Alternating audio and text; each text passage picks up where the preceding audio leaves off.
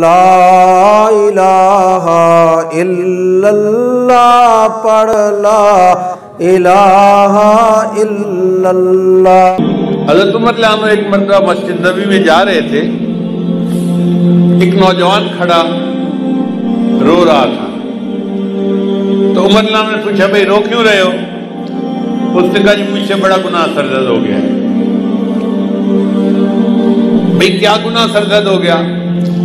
اس نے کہا بھئی میں کفن چور تھا، یعنی جب لوگ میت کو دفن کرتے تھے نا تو میں ان کی قبر کھود کے ان کا کفن نکال کے بیچتا تھا اور اس کے پیسے سے زندگی گزارتا تھا، میرا یہ روز کا کام تھا۔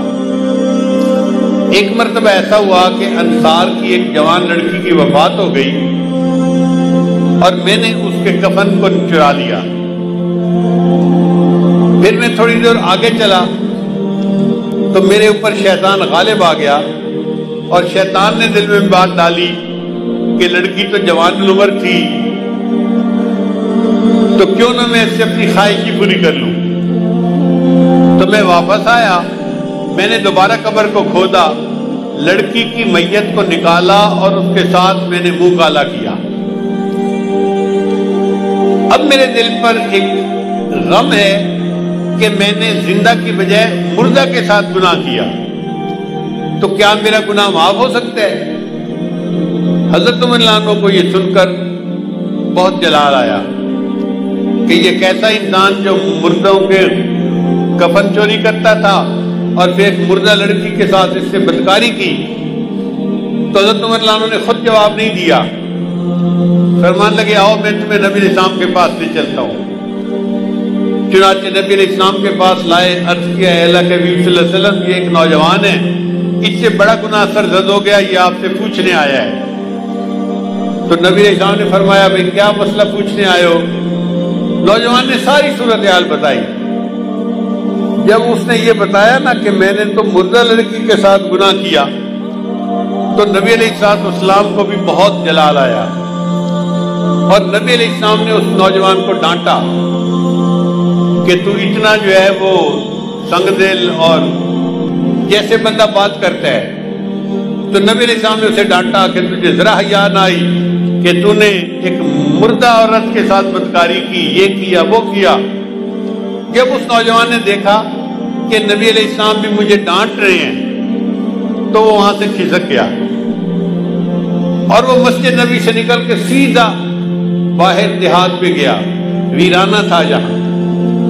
40 دن تک وہ نوجوان اللہ کے سامنے روتا رہا، اللہ میں اعتراف کرتا ہوں کہ میں نے یہ گناہ کیا، لیکن بخشنے والا تیرے سوا اور کوئی ہے تو نہیں، تو اللہ مجھے بخش دے۔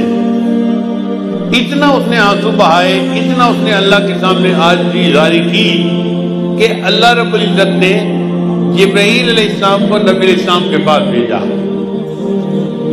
جبرائیل السلام نے آ کے پوچھا اے اللہ کے حبیب صلی اللہ علیہ وسلم، اللہ نے مجھے آپ کی طرف بھیجا ہے اور اللہ نے کہا ہے کہ مجھے یہ بتاؤ کہ بندوں کو آپ نے پیدا کیا ہے یا میں نے پیدا کیا ہے؟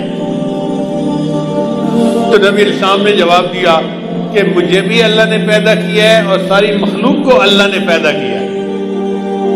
پھر پوچھا اچھا یہ بتائیے کہ بندوں کو رزق کون دیتا ہے، آپ دیتے ہیں یا میں دیتا ہوں؟ نبی علیہ السلام نے جواب دیا ساری مخلوق کو اللہ رزق دیتا ہے، مجھے بھی اللہ ہی رزق دیتا ہے۔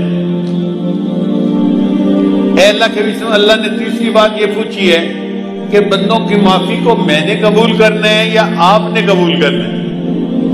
تو نبی علیہ السلام نے جواب دیا ہر بندے کی معافی کو اللہ نے قبول فرمانا ہے اور میرے بھی غلطیوں کو اللہ نے معاف فرمانا ہے۔ جب نبی علیہ السلام نے 3 باتوں کا جواب دیا تو جبرائیل السلام نے کہا مجھے اللہ تعالیٰ نے بھیجا ہے آپ کو یہ بتانے کے لیے کہ وہ جو نوجوان آپ کے سامنے آیا تھا اور اس نے گناہوں کی معافی کی بات کی تھی اور آپ نے ذرا ترشروئی سے جواب دے دیا، وہ بچہ یہاں سے سیدھا ویرانے میں چلا گیا، 40 دن ہو گئے ہیں، وہ دن رات روتا ہے، مجھ سے معافیاں مانگتا ہے اور میں پروردگار نے اس کے گناہ کو معاف کر دیا ہے۔ لہذا اس نوجوان کو آپ بلائیے اور بتا دیجئے کہ اللہ نے تمہارے گناہ کو معاف کر دیا۔